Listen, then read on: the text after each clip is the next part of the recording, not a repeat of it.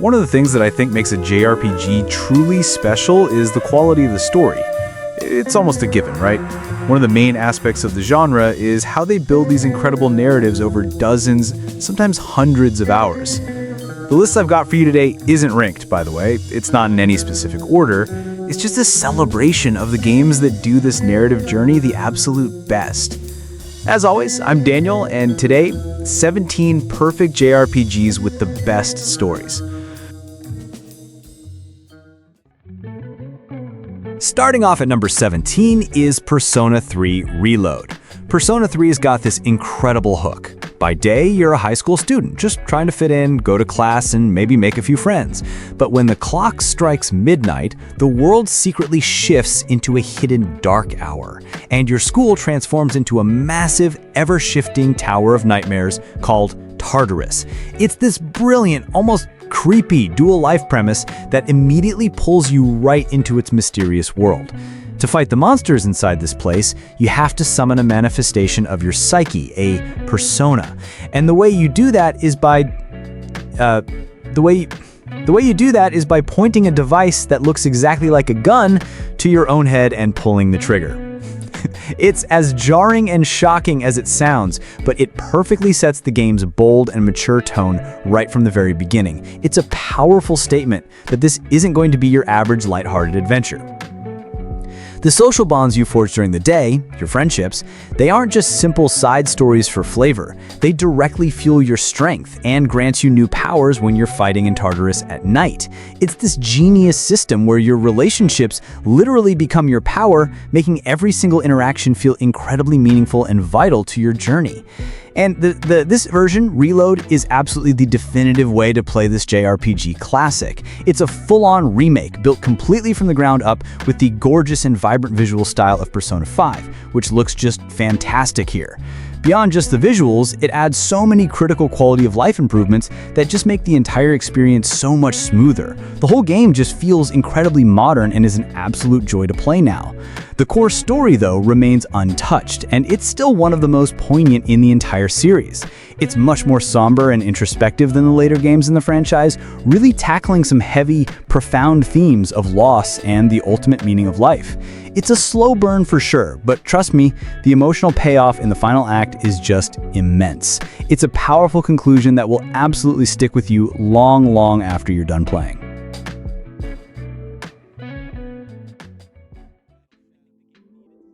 At number 16 is Trails to Azir. You just can't make any list about the best JRPG stories without including the Trails series somewhere. It's almost a rule at this point. The sheer level of continuous, interconnected world building across these games it's completely unmatched in the entire genre. We're talking about a world where an offhand comment from an NPC in one game can become a major plot point 3 games later. It's that insane level of detail that makes this series so special. This is the incredible culmination of the Crossbell arc. You play as Lloyd Bannings and the rest of the Special Support Section, or SSS. Think of them as the police department's problem-solving B team, taking the jobs nobody else wants. They operate in the city-state of Crossbell, which is stuck in this incredibly tense political position, sandwiched between two massive, aggressive superpowers that both want to annex it for themselves, and it creates this constant underlying tension. The first game, Trails from Zero, was all about establishing this team and dealing with local corruption and gang disputes. But this one takes all of that amazing groundwork and just throws a match on it. The story absolutely explodes in scale. You go from being city detectives investigating strange occurrences to being at the very center of an international crisis that could plunge the entire continent into an all-out war. The stakes just keep escalating in a way that feels completely earned and incredibly gripping. And while the turn-based combat is fantastic, it's super tactical and really makes you think about positioning on the grid, the real magic is how the game makes you live in the city of Crossbell. Every single NPC has a name, a home, and their dialogue changes after literally every single major story beat. You're not just saving some abstract concept of the world. You're saving these specific people you've actually come to know. It makes your mission feel so much more personal and important. For years, this game was like a legend in the West, something JRPG fans could only play with fan translations. Its official release was a huge deal. It represents the absolute peak of long-form serialized storytelling in a video game, paying off 2 full games of intricate setup in a way that is just breathtaking. Next up at number 15 is Final Fantasy Tactics. This is not your grand, world-saving adventure with a plucky group of heroes out to stop a meteor. Tactics is a completely different beast. It's a dark, mature, and incredibly dense story about war, political betrayal, and class struggle. You play as Ramza Beulve, a young noble cadet who finds himself caught in the middle of a brutal war of succession known as the War of the Lions. It's a story told through the lens of a historian looking back, trying to uncover the truth of what really happened. The core of the narrative, the real heart of it, is Ramza's relationship with his childhood friend, Delita. Ramza is a high-born noble, and Delita is a commoner, and the story relentlessly explores how that fundamental difference in status puts them on a course collision. An absolutely devastating tragedy early on shatters their friendship and sends them down 2 very different paths, one seeking justice outside the system, the other trying to change it from within. It is, well, it's almost Shakespearean in its tragedy. And the gameplay perfectly reflects the story's grim reality. This is a tactical, grid-based RPG where every decision matters. The combat is slow, deliberate, and it can be punishingly difficult. Characters that you spend hours and hours customizing through the incredible job system can be killed permanently. Permadeath isn't just a mechanic here, it's a narrative device that constantly reminds you of the brutal, unforgiving nature of war. Every loss, it hurts, it feels real. This game, especially the updated War of the Lions version on the PSP, is just a masterclass in political storytelling. It's from the mind of Yasumi Matsuno, who also did Vagrant Story and Final Fantasy XII, and you can feel his signature style all over it. The plot is filled with conspiracies, religious corruption, and a cast of characters who all have their own complex and often selfish motivations. There are no easy answers, and very few characters are purely good or purely evil. Honestly, the reason this story is so perfect is because it's a tragedy about how history is written by the victors. The hero the world remembers isn't the true hero of the story. Ramza, the one who actually saves the kingdom, is branded a heretic and erased from the history books. It's a cynical, poignant, and profoundly adult story that doesn't pull a single punch.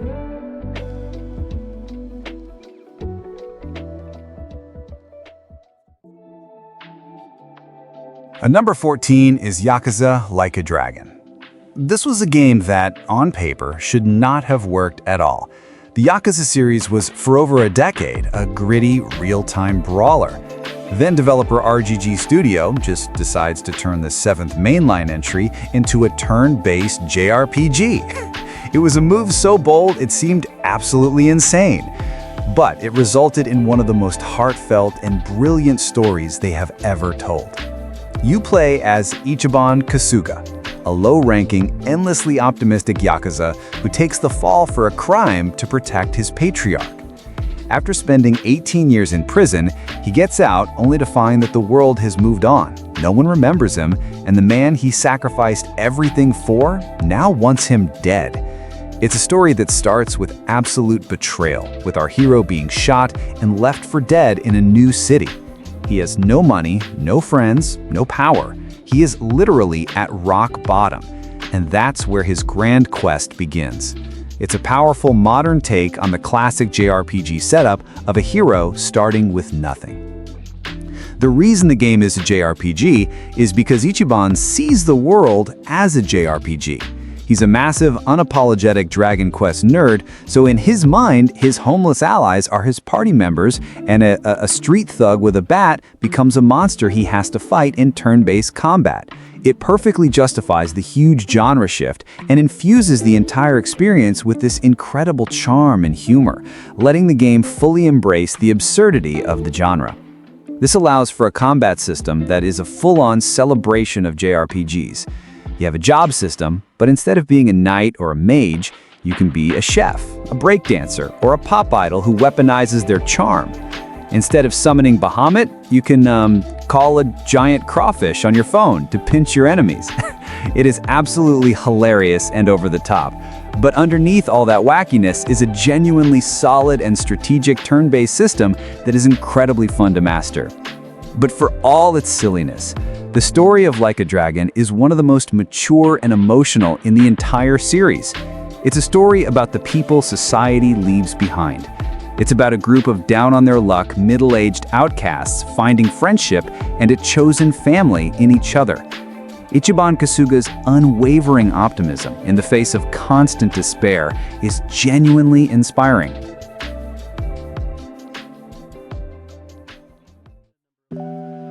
At number 13 is Xenogears.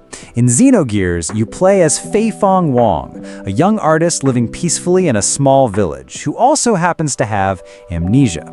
When his village is attacked, he instinctively jumps into a vacant gear, a giant mech, and in the chaos and his inexperience, he accidentally destroys his entire hometown. It's an absolutely brutal and tragic inciting incident that sets him on a journey of exile driven by immense guilt. From that incredibly personal starting point, the story just goes completely off the rails in the best way imaginable, expanding into this massive, galaxy-spanning sci-fi opera. This is a game that is not afraid to get incredibly dense. The gameplay itself is split between two distinct styles. On foot, it's a pretty classic turn-based JRPG, but with a really cool combo system where you string together different button inputs for more powerful attacks. But then you get to hop into your gears, and the entire scale shifts. The mech combat is this awesome tactical affair where you're managing fuel for your big attacks and building up to these incredibly flashy death blow combos. It does a fantastic job of making you feel the power and weight of these ancient war machines. Now, you can't talk about Xenogears without talking about the infamous second disc. The game's ambition was so colossal that the development team notoriously ran out of time and money. So the second half of the story is largely told through characters sitting in chairs, narrating huge, world-altering events to you, interspersed with the occasional boss fight. It's a huge flaw, no doubt. But the fact that a game with such a broken final act is still considered one of the greatest stories ever told, that should tell you how unbelievably compelling the actual narrative is. It is ambitious to a fault, a sprawling and complex story about one man's struggle to understand who he is, set against a backdrop of war, gods, and reincarnation. It's a beautiful, broken, and completely unforgettable masterpiece that set a new standard for what a JRPG narrative could even attempt to be. And its DNA can be felt in every Xeno game that came after it. So at number 12, we have Metaphor ReFantasio. This is from the creative minds behind Persona 3, 4, and 5, but it's been transplanted into a world that is completely different. This is not modern-day Tokyo. The story kicks off when the king of the United Kingdom of Uchronia is assassinated, and a royal magic is invoked that it starts a tournament to decide the next ruler. Anyone who can win the support of the people can take the throne. You play as a young traveler who, along with his fairy companion Gallica, decides to join this race. The catch? You're from the Elida tribe, a group of people considered tainted and reviled by the majority for practicing heretical magic. So right from the start, you are the ultimate underdog.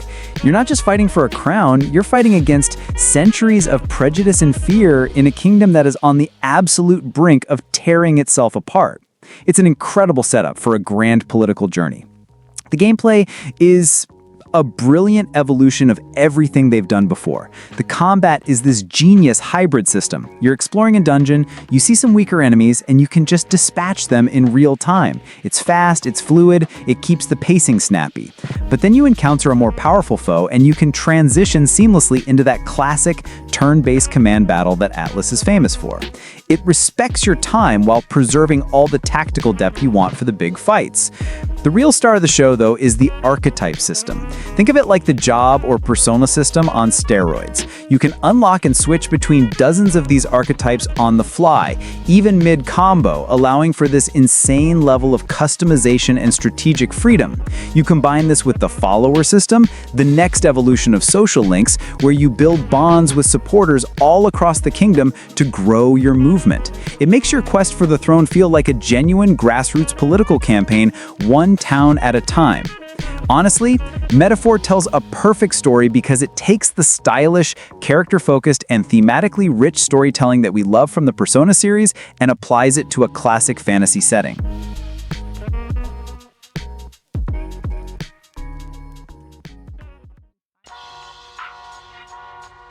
Coming in at number 11 is Xenoblade Chronicles X Definitive Edition. Now this is a Xenoblade game, but it's a bit of an outlier in the series. It's less of a traditional character-driven narrative and more of a pure, unfiltered story of survival and discovery. The premise is just devastatingly simple. Earth is destroyed, caught in the crossfire of an alien war. Humanity's last survivors escape on massive Ark ships, and your ship, the White Whale, crash lands on this absolutely massive, untamed alien world called Mira. Their job isn't to kill a god, not at first anyway. It's simply to survive. The real main character of this game isn't a person, it's the planet Mira itself. I cannot overstate this. The world is just jaw-droppingly huge and completely seamless. It's divided into 5 continents, each with its own bizarre alien ecosystem, and the sense of scale is just overwhelming. You'll be a level 10 character walking through a field, and suddenly a level 80 behemoth the size of a skyscraper will just stomp past you. The game doesn't care. It trusts you to learn when to fight and when to run. And then you get your Skell. It's the game's term for the giant transformable mechs, and getting your first one is a monumental turning point. It completely recontextualizes the entire world. That canyon that took you an hour to navigate on foot, you can now leap over it in a single bound. That giant monster that terrified you, now you can fight it on its own terms. Now the story here is told a bit differently than in the other Xenoblade games, and that's why it's so perfect in its own way. The main plot is more of a backdrop for the real narrative, which is woven into the hundreds of side quests and affinity missions you undertake. You play as your own custom avatar, a blank slate, because it's not about the epic tale of one chosen hero, it's about the collective story of humanity's struggle to build a new home in a hostile land. The original on the Wii U was a masterpiece of world design. This definitive edition finally gives this game the presentation and polish it always deserved, smoothing out all those rough edges. It's a story told not through cutscenes, but through the act of exploration itself. A grand sci-fi pioneer adventure that is still, to this day, unmatched in its sense of scale and freedom.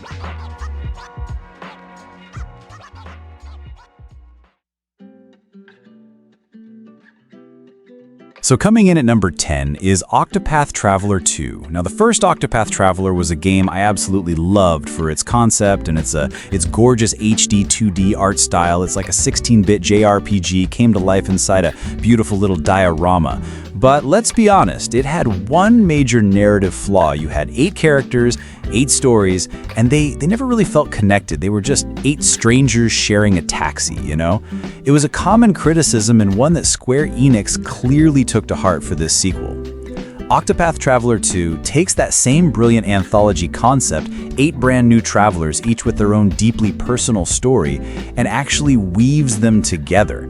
You've got a dancer seeking revenge on the man who ruined her life, a scholar on the run after being framed for murder, a cleric trying to solve a crisis of faith. Each story is a full, self-contained JRPG narrative in its own right, but this time they actually interact in meaningful ways through new crossed paths chapters, where pairs of characters team up for their own unique side stories. It makes the world feel so much more cohesive. The gameplay is still built on that incredibly satisfying break and boost combat system. You're constantly exploiting enemy weaknesses to break them, stunning them for a turn and making them take extra damage. At the same time, you're stockpiling boost points to unleash a flurry of attacks or supercharge your abilities at the perfect moment. It's this constant engaging tactical puzzle. And the sequel adds a new day-night cycle, which isn't just a visual change, it completely alters the world and what you can do, giving each character different abilities depending on the time time of day. But the reason this game's story is so perfect is because it's a masterclass in anthology storytelling. It learned every single lesson from its predecessor. It delivers 8 distinct, beautifully written, and emotionally resonant adventures in one single package. You get the thrill of a grand revenge saga, a compelling murder mystery, a heartwarming tale of ambition, and more. Each story is fantastic on its own, but the way they start to subtly intertwine, it creates this rich tapestry that makes the world of Celestia feel truly alive. It's not one perfect story, it's 8 of them presented in a way that finally makes the whole feel even greater than the sum of its incredible parts. It's a phenomenal achievement and exactly what a sequel should be.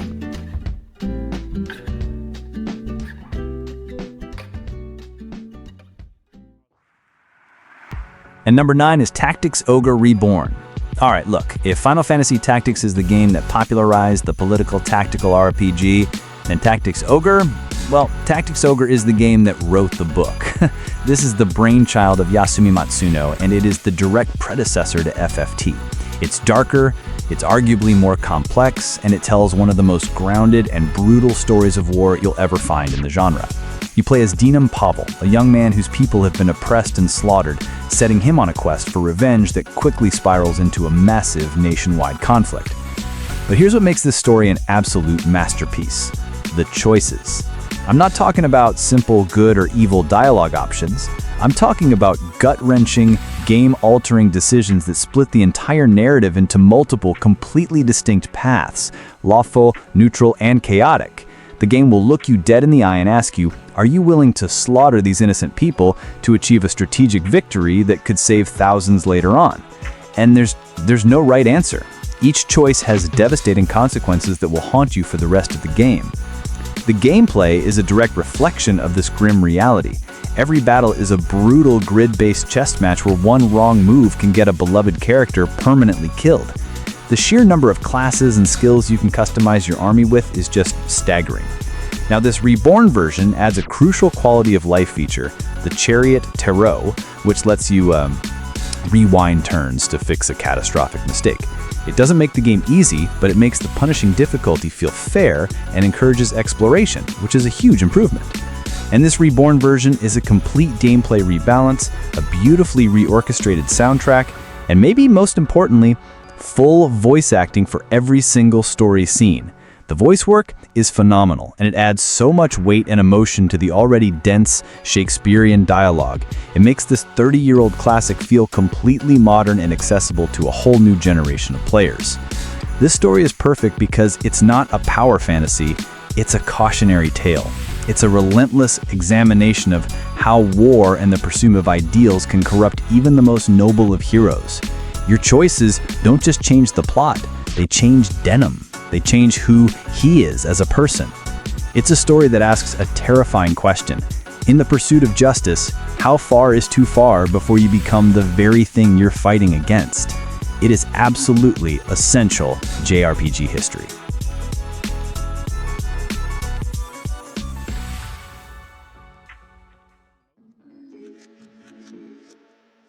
At number 8 is Final Fantasy Type 0. This is a game that still feels like a shock to the system. For a series that's generally known for its grand, often hopeful adventures, Type 0 is just brutal. This is not a story about saving the world with the power of friendship. This is an unflinching M-rated war story. It's set in the world of Orient, where 4 nations are locked in a devastating conflict, and you play as the 14 students of Class 0, an elite military unit from a magic academy. The gameplay is a fast-paced, mission-based action RPG, which makes sense given it was originally a PSP game. You have a huge roster of characters to choose from, each with a completely unique weapon and playstyle, from a magic-wielding scythe to a deck of cards. The combat is frantic, lethal, and unforgiving. Characters can fall in battle, and the game does a fantastic job of making you feel the desperation and chaos of a real large-scale military conflict. It is a far cry from a traditional turn-based Final Fantasy experience. But the real reason this story is on this list, the core concept that makes it so unforgettable and tragic, is how the world deals with death. Because of the power of the world's crystals, whenever a person dies, they are instantly and completely erased from the memory of everyone still living. Think about that. A soldier dies saving his comrades, and a second later, they have no memory he ever existed.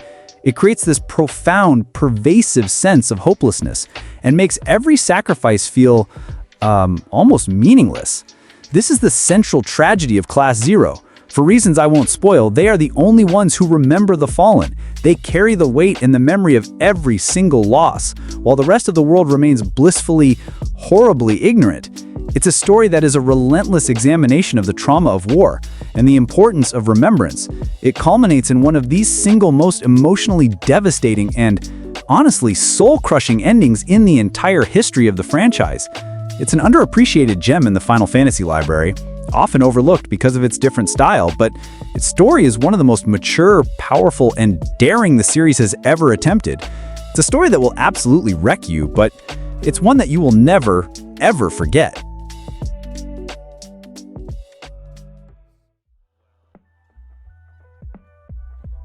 So at number 7 is Persona 4. The fact that this is the second Persona game to show up on a best stories list, yeah, that should probably tell you everything you need to know about the quality of this series. And if Persona 3 was a somber, introspective story about facing mortality, Persona 4 is, well, it's the complete opposite. You play as a high school student who moves to the sleepy, rural town of Inaba for a year.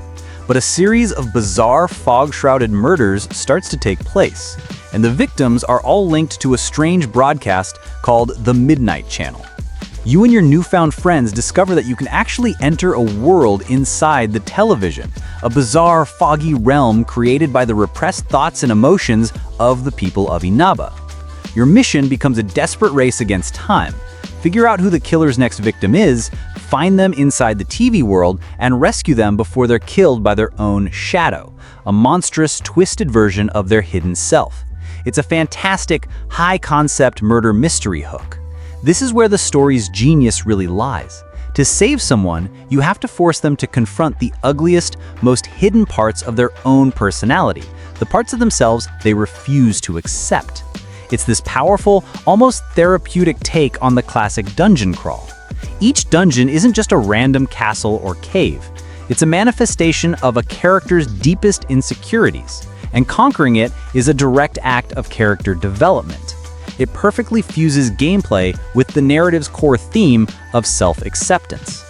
Unlike the dark, almost oppressive atmosphere of Persona 3, Persona 4 is it's relentlessly optimistic and cheerful.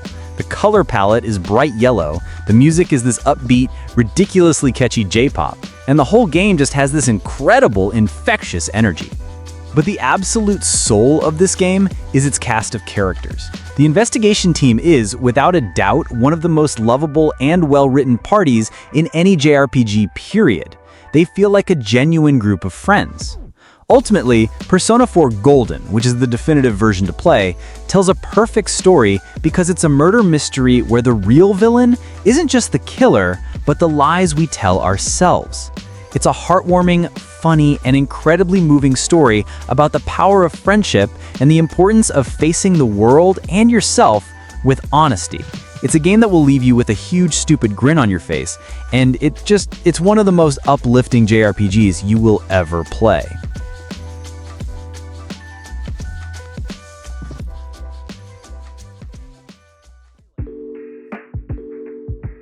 At number 6 is Bravely Default Flying Fairy HD Remaster.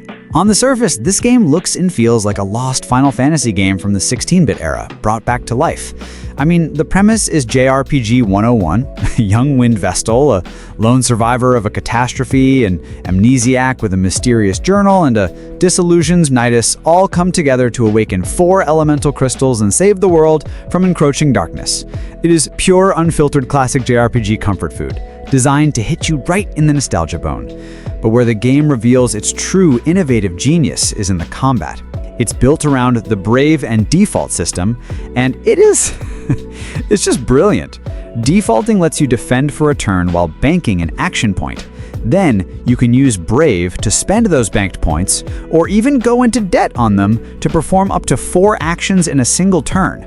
It turns every single random encounter into this incredible, high-stakes gamble of risk versus reward. This is all wrapped around one of the best job systems since Final Fantasy V. The sheer number of classes you can mix and match to create your perfect party is just staggering, encouraging constant experimentation. And this new HD remaster is without a doubt the definitive version. It takes the classic 3DS experience and gives it a gorgeous visual overhaul, a reorchestrated soundtrack, and, most importantly, critical quality of life features like adjustable battle speed that make the whole experience feel modern and snappy. The whole classic JRPG thing is a lie. The game is actively using your expectations and your knowledge of the genre's tropes against you. There is a massive, game-changing twist partway through that completely recontextualizes everything you've done. And the very title of the game itself is a clue that's been staring you in the face the entire time. It's a story that is so perfect because it's a deconstruction. It's a meta-commentary on the very nature of JRPGs, their cycles and their stories. It lures you in with the warm, fuzzy blanket of tradition and then pulls the rug out under you in a way that is just unforgettable.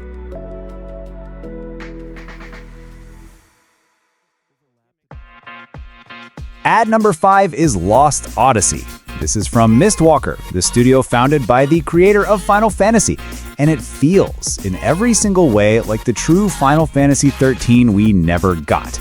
It's a return to the classic grand-scale turn-based epics of the PlayStation 1 era. You play as Kaim Argonar, an immortal warrior who has lived for 1,000 years, but he has amnesia. He's an eternal soldier thrown into a world on the brink of a magical industrial revolution, with no memory of his past or why he cannot die. It's a traditional turn-based JRPG, almost defiantly so. It doesn't try to reinvent the wheel. You have a party, you have random encounters, you have big, epic boss fights. The main gameplay wrinkle is the aim ring system, where you have to time a button press as 2 rings overlap to get a damage boost. It's a simple little mechanic that does a great job of keeping you engaged during combat, but the real meat of this game, the thing that elevates it to an all-time great, is not in its combat. The heart and soul of this game's story is a system called 1,000 Years of Dreams. As you explore the world, Kaim will have these flashes of memory which are presented to you as short text-based stories. These aren't just simple lore dumps. They were written by a famous Japanese novelist, Kiyoshi Shigematsu, and they are some of the most beautiful, poignant, and absolutely gut-wrenching pieces of writing you will ever find in a video game, period. These short vignettes tell the story of Kaim's impossibly long life, the families he's had, the children he's outlived, the fleeting moments of joy, and the centuries of profound loneliness. The main plot of the game is a fantastic classic JRPG adventure, don't get me wrong, but the real perfect story of Lost Odyssey is the cumulative weight of these memories.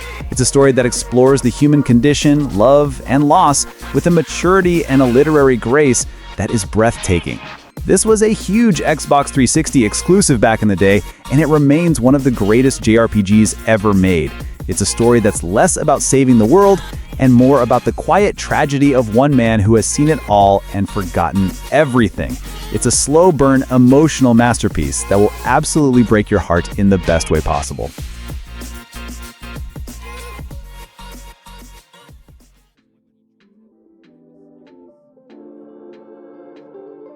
At number 4 is Tales of Arise. For a long time, the Tales series felt comfortable. This was a massive, ambitious revitalization of the entire franchise. The premise is incredible. You have 2 worlds, the advanced world of Rena and the medieval world of Dana. For 300 years, Rena has enslaved the people of Dana, siphoning their elemental energy. You play as Alphen, a Danan slave in an iron mask who, for some reason, can't feel any pain. And you team up with Shion, a Renan noble cursed with thorns that inflict agonizing pain on anyone who touches her. A man who can't feel pain and a woman who can only cause pain? It's just a killer setup. This was the first game in the series on Unreal Engine 4, and it is gorgeous. But the real upgrade is the combat. It's the fastest, most fluid, and most impactful combat system in the entire series. It's all about precision dodging, breaking enemy defenses, and then unleashing these incredibly cinematic and satisfying boost strikes. It's this flashy team-up attack that just obliterates enemies. And it does a fantastic job of making the whole party feel like a cohesive, powerful unit working together. It's pure, high-octane action. The entire narrative is built on the central relationship between Alphen and Shion, two people from enemy worlds who physically cannot touch, forced to rely on each other to survive. Their journey is the emotional core of the entire game. The rest of the party is just as fantastic, with each member having to confront their own deep-seated prejudices and trauma from the 300-year conflict. The skits, the classic Tales character banter, have never been better.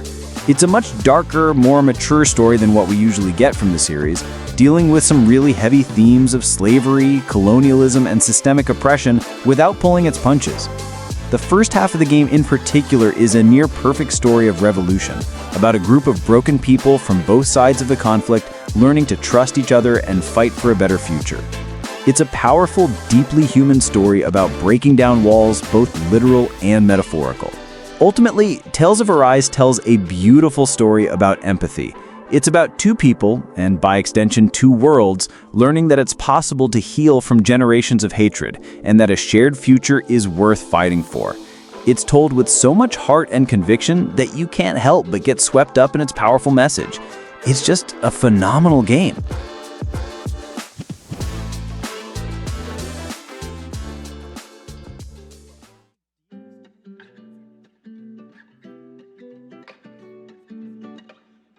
So at number 3 is Ni no Kuni: Wrath of the White Witch. The story starts in the most heartbreaking way imaginable. You play as Oliver, a sweet young boy living in a perfect little 1950s-style town. But after a tragic accident, his mother passes away. In his grief, Oliver's tears bring his favorite stuffed doll to life. The doll, a brilliantly sassy, lantern-nosed fairy named Drippy, reveals that he's from another world and that Oliver might be able to save his mother by saving her soulmate in this other magical world. It's a story about a child trying to process an unimaginable loss. The gameplay is this wonderful blend of a classic JRPG and a creature-collecting adventure. You fight alongside these little creatures called familiars that you can tame and evolve. But the real genius is the heart-mending mechanic. As a wizard, Oliver can literally take a piece of a heart, like a spare bit of courage or kindness, from someone who has it in abundance, and give it to a broken-hearted person who needs it. It is the core theme of the game turned into a beautiful, interactive gameplay loop. And the whole journey is just filled with this incredible sense of childlike wonder. You get a massive, physical-looking spellbook called The Wizard's Companion that you can actually flip through to learn new spells and read about the world's lore and creatures. Exploring this vibrant, hand-painted world is an absolute joy. It's a grand adventure in the most classic sense of the word, constantly rewarding your curiosity with charming new towns, quirky characters, and stunning vistas.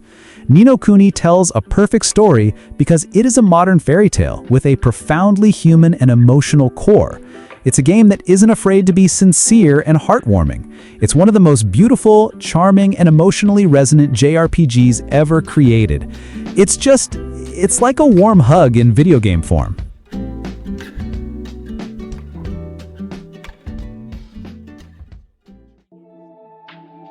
So at number 2 is Fire Emblem Three Houses. Few games have caused as many online arguments and my favorite lord is better than yours debates as this one. It's a testament to how deeply this story gets its hooks into you. You are Byleth, a wandering mercenary who, through a twist of fate, becomes a professor at the Gareg Mach Monastery. This isn't just any school, it's the most prestigious military academy on the continent of Fodlan. And it's divided into 3 houses, each representing one of the continent's 3 rival nations. You have to choose one house to lead. The first half of the game is basically Persona meets tactical RPG. It's a school life simulator where you spend your time on a calendar, teaching your students, mentoring them, having tea parties with them, and building these incredibly deep bonds. You're not just leveling up stats, you're getting to know these kids. You're learning their hopes, their fears, their family histories. You become deeply personally invested in their success, both on and off the battlefield. It's a high-stakes chess match on a grid, where positioning, weapon choice, and understanding your units are the keys to victory. And of course, there's the ever-present threat of permadeath, which makes every single decision feel incredibly weighty. But it's the way this social half of the game feeds into the tactical half that makes it so compelling. The stronger your bonds with your students, the more effective they become in combat. The time skip happens. A 5-year jump that plunges the continent into an all-out war. The school is gone, the friendships are shattered, and your former students are now the generals and commanders on opposing sides of the conflict. That sweet, shy girl you taught in another house? Yeah, she's now an enemy general on the battlefield, and you might have to kill her. It is an absolutely devastating and brilliant narrative turn that makes you feel the true cost of war in a way few games ever have. The story of Three Houses is perfect because there are no clear-cut villains. It's a masterpiece of moral ambiguity. Every house leader, Edelgard, Dimitri, and Claude, are complex, sympathetic characters with a valid reason for fighting. Your choice of house completely changes your perspective on the war, and you only get 1/3 of the story on a single playthrough.